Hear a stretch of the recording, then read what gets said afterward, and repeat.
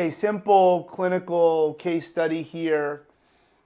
Young college kid, not a team sport athlete.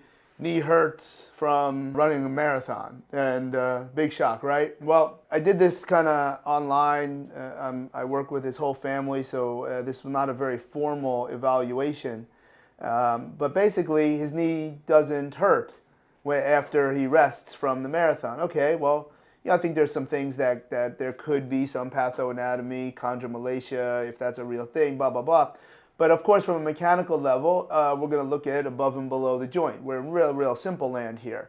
And I think in most times, because this is a male, you're going to expect ankle mobility, and all of a sudden his ankle mobility is perfect. Very easy to test on virtual, move back from the camera, go into half kneeling. You're looking for eyeballing. You should kind of have an idea, if you use these tests, 4 or 5 inches of the knee going in front of the foot. You need to look at it from forward on to make sure they're not internally rotating at the hip, going into valgus. You can certainly do the same thing up on the wall. But if there's no wall, half kneeling makes a lot of sense. No problems on either side. Significant limitation in rotation.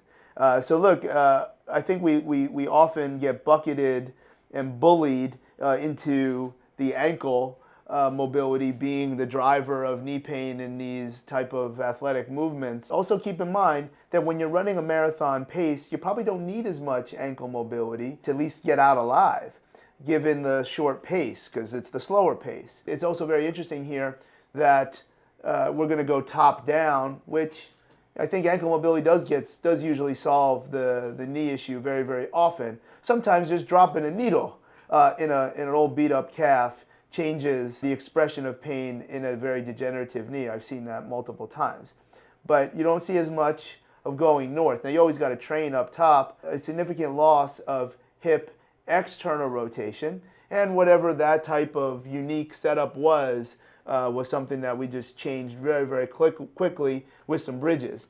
And you always get these stories of trainers, non-medical folks, that start to think that they got it all because putting a rubber band around somebody's knees and doing some bridges changed their knee pain. Well, remember too, you always have to tell every single time you tried that.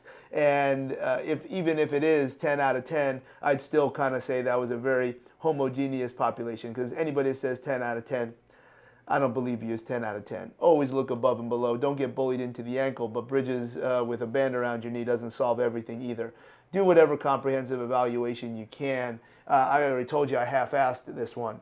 So let's look at above and below, and then if you got nothing there, keep looking. Let's also look at running form. Let's look at running shoes. All those things are always going to come into play, but sometimes you get fooled, because I certainly expected this to have been an ankle mobility issue leading to knee pain.